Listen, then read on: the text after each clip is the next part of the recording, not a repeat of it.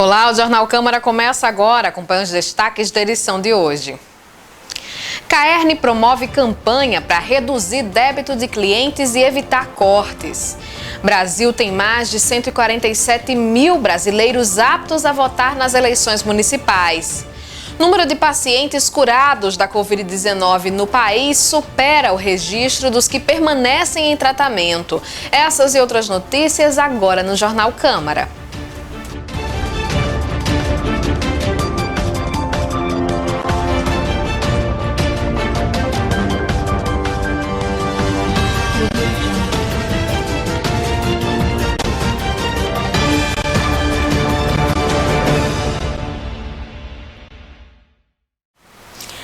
Mulheres com ensino médio e de 35 a 59 anos é o perfil majoritário do eleitor que vai votar nas eleições de 2020, segundo o Tribunal Superior Eleitoral.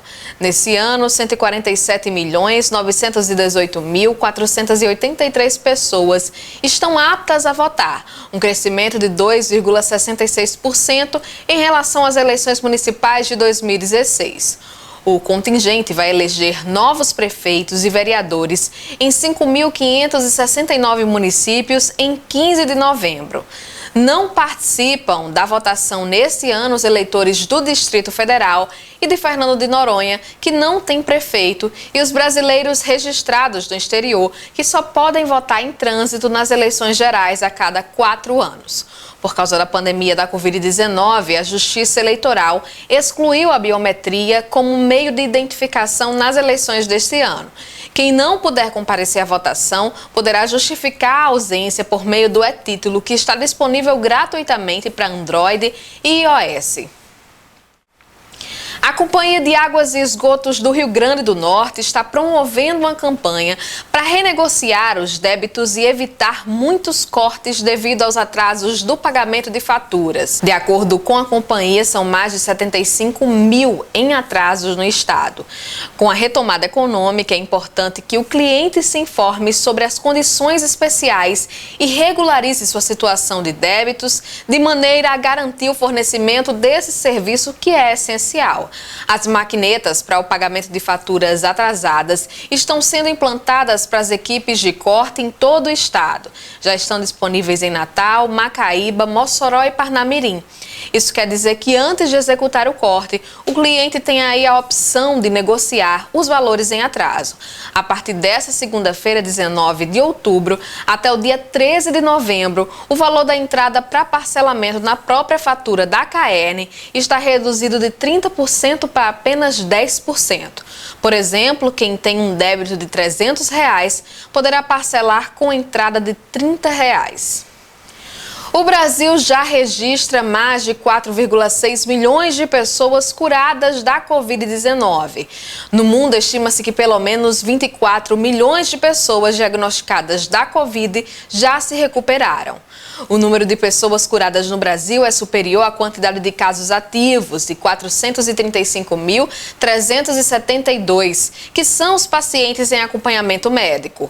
O registro de pessoas curadas já representa a grande maioria do total de casos acumulados, 88,7%. Em relação aos óbitos, o Brasil possui 135.675 mortes por coronavírus. Outros 2.302 permanecem em investigação. Os casos confirmados no país já somam 5.235.344. Jornal Câmara segue para um rápido intervalo, a gente volta já, não saia daí.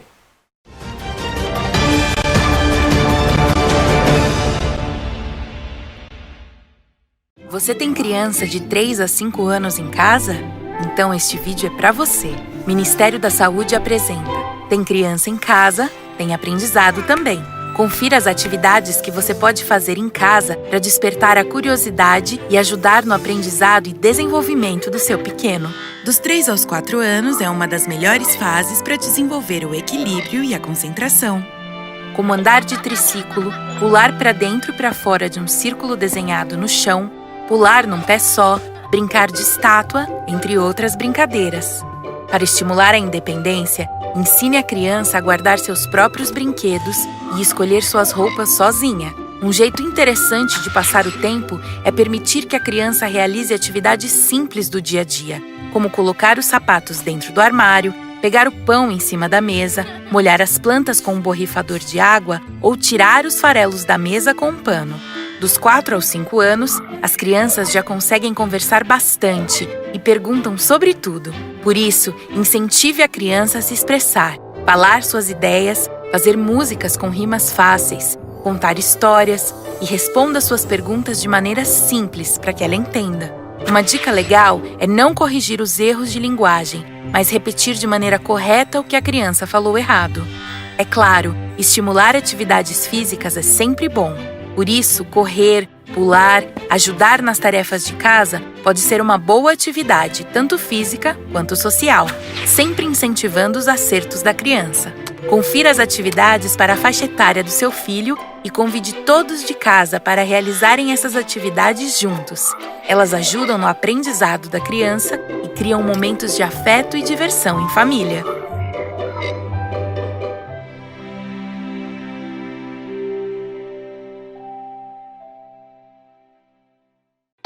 Na dúvida, não compartilhe. Deepfake, um novo jeito de desinformação. Agora, quem quer espalhar uma informação falsa, utiliza a inteligência artificial para enganar os outros. Deepfake é uma técnica que usa programas que reconhecem padrões de voz ou de movimento para simular uma filmagem. Olha só esse vídeo do ex-presidente dos Estados Unidos, Barack Obama. É ele mesmo que está falando? At least not in a public address, but someone else would. É uma montagem. Na verdade, quem está falando é um ator. Be more vigilant with what we trust from the internet. Há vários programas e aplicativos que permitem a criação de vídeos falsos. O deepfake foi utilizado inicialmente para fazer montagens de material pornográfico com atrizes famosas. Mas já há casos de discursos políticos fictícios feitos com a técnica. Por isso, muita atenção! Em vídeos falsos, é possível encontrar detalhes como rostos embaçados ou bocas que não acompanham a fala. Além de tudo, o eleitor pode contar também com a maior aliada contra a desinformação, a checagem dos fatos. Não compartilhe um conteúdo sem ter certeza que é verdadeiro. Saiba como deve ser o isolamento domiciliar de casos confirmados de coronavírus. As janelas do quarto usado para o isolamento devem estar abertas para a circulação do ar. A porta do quarto deve ficar fechada durante todo o isolamento. A maçaneta da porta deve ser limpa frequentemente. O lixo do paciente contaminado precisa ser separado dos demais moradores. Depois de usar o banheiro, vaso, pia e demais superfícies devem ser limpas para desinfecção do ambiente. Toalha de banho e outros objetos não podem ser compartilhados. Não deixar de lavar as mãos com água e sabonete a cada ida ao banheiro. Em casas com apenas um quarto, os demais moradores devem dormir na sala, longe do paciente infectado. Os móveis da casa precisam ser limpos frequentemente com água sanitária ou álcool 70. Sofás e cadeiras não podem ser compartilhados. A distância mínima entre o paciente e os demais moradores é de 1 metro. Se for preciso cozinhar, use máscara de proteção cobrindo boca e nariz todo o tempo. Garfos, facas, colheres, copos e outros objetos usados pelo paciente devem ser separados. Se um morador da casa tiver diagnóstico positivo para coronavírus, todos os moradores ficam em isolamento por 14 dias também.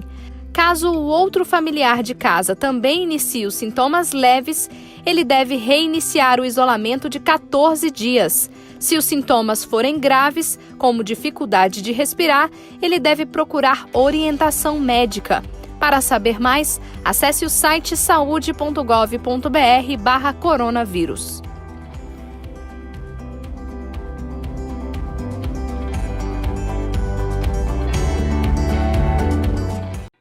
Na dúvida, não compartilhe. Confiança não é algo que se ganha da noite pro dia. É difícil a gente acreditar totalmente nas coisas que um desconhecido fala. Com fontes de informação, também deve ser assim. Receber um link com alguma coisa chocante ou absurda? Cheque. Sempre cheque. Tem alguma coisa de errado com o endereço? É de um site que você costuma acessar? Ou você nunca viu essa página antes? Precisamos suspeitar toda vez que recebemos informações estarrecedoras, principalmente em sites desconhecidos. Procure sempre um telefone ou endereço de contato e também aquela seção Quem Somos. E é sempre bom lembrar, na dúvida, não compartilhe.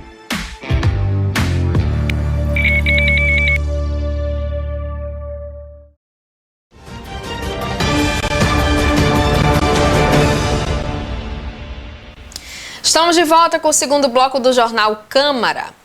Mossoró foi escolhida para sediar o Fórum de Desenvolvimento do Semiárido 2020.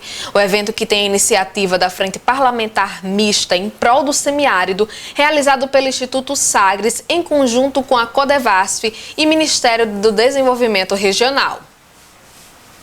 Nós julgamos que, para que possa funcionar efetivamente, ele tem que ter um impulso inicial bom. E visualizamos que uma maneira adequada para dar esse impulso é criarmos um evento que tenha uma visibilidade grande, que atrai as autoridades no nível adequado. Começa com a gestão hídrica adequada, com as ações hídricas que vão garantir a água no São Francisco, que permita fazer todo o desenvolvimento previsto, e que conclui com um desenvolvimento econômico efetivo. Não é um plano social apenas, ele é um plano desenvolvimentista. A intenção é transformar a face do semiárido brasileiro e fazer com que essa região ela passe a ser uma das regiões ricas do Brasil. E não hoje uma região que depende das demais para poder ter a sustentação, para que o seu povo possa ter o que necessita para viver. O apoio da iniciativa privada é fundamental para que o plano saia do papel. O evento já conta com patrocínio de diversas empresas e instituições financeiras, tendo o apoio das embaixadas de Israel, da Espanha e dos Estados Unidos. A intenção é envolver os 13 ministérios brasileiros engajados para o plano de desenvolvimento do semiárido. O desenvolvimento dessa região ele decorre de ações que são muito caras. Quando você raciocina, por exemplo, em fazer a transposição de bacias para poder alimentar o Rio São Francisco e garantir a vazão dele para que ele possa, aí sim, passar água para as regiões que precisam, você está falando de planos que custam bilhões de dólares. Só para ter uma ideia, a estimativa do plano original, que foi feito há 20 anos atrás, era se gastar 4 bilhões de dólares apenas com as ações de transposição de bacias para que o São Francisco aumentasse a sua vazão. 4 bilhões de dólares, é muito dinheiro. Os canais que vão ser decorrentes dessa transposição e que vão permitir que a água chegue até a ponta da linha, essa rede de canais e a construção disso é mais cara ainda. A previsão disso é na faixa de 16 bilhões de dólares. Então, olha só, são 20 bilhões de dólares em recurso. O governo federal, evidentemente, o governo federal tem esse recurso, mas ele tem para aplicar no Brasil inteiro. Ele tem dezenas, centenas de outras ações, milhares, para poder tomar conta. Então, a nossa intenção é apresentar uma proposta de plano em que o ente privado seja importante. O investidor privado, a indústria privada, a empresa privada, ela se interessa em vir aqui para o semiárido e investir nessas ações. E hoje em dia nós temos aí fundos de investimento nacionais e internacionais que podem fazer grandes aportes financeiros, que podem arcar com essas obras gigantescas e que, a partir daí, então, eles, por meio de concessões, usufruam dos retornos respectivos e todos saiam ganhando. De acordo com Luiz Curado, que é coordenador geral do Fórum, o nordestino quer e tem o direito de desenvolver-se. A região é rica e dotada de potencial para crescimento e destaque econômico. É o único lugar no mundo que eu tenho uma emergência que tem 300 anos de emergência, que é a obra contra a seca. Eu não quero obra contra a seca, eu quero obra a favor da água. Não vou brigar com a seca, eu vou trazer a água para fazer desenvolvimento. Então, o que a gente precisa ter dos nossos governantes é o olhar com mais... Não é falta de profissionalismo, não, é com mais a atenção desenvolvimentista, sabe? Sem aquele negócio da região pobre, do paternalismo, da pobreza. Não é isso, pode ser a região mais rica do mundo, isso aqui. Mas que a gente precisa ter o quê? Coordenação, ações coordenadas em prol de um objetivo comum, que é o desenvolvimento, né? Nós não queremos esmola aqui. Eu não sou nordestino, mas trabalho há 40 anos no Nordeste. E eu tenho com a frase de Luiz Gonzaga, que eu até encerro aqui, né? Dê esmola ao homem que é são, ou lhe mata de vergonha, ou vicia o cidadão. E estamos há 300 anos dando esmola do nordestino. Não é por aí, né? Não é o que merece. Povo trabalhador, povo que você... O cara não quer esmola. Quando você dá um dinheiro para o nordestino, para o sertanejo, ele fala, o que eu posso fazer para retribuir essa atenção que você me deu? Porque ele não quer de graça. Ele quer o direito de ter o direito de se desenvolver. Agora, na fase de pré-evento físico, as discussões do fórum já são abertas em formato digital, sob coordenação técnica do Instituto Sagres e aberta ao público em geral. O formato digital aborda 12 eixos temáticos e prosseguirá até a última semana de outubro de 2020. O evento começa no formato virtual, onde as pessoas, tanto especialistas quanto pessoas comuns que têm a vivência regional, têm a experiência da vivência na área, elas podem passar suas ideias, essas ideias vão ser filtradas e vão ser discutidas no evento, que tem 2 dias de discussão temática. Num primeiro dia, a apresentação, a abertura prevista de ser feita pelo Presidente da República, depois uma tarde toda de apresentações de ministros de Estado e num segundo dia, uma discussão em 13 salas temáticas dos eixos temáticos, pensando aquelas ideias que foram mandadas na internet pelos nossos colaboradores e mastigando por meio de especialistas, para que depois sejam levadas ao Congresso Nacional na forma de um projeto de lei.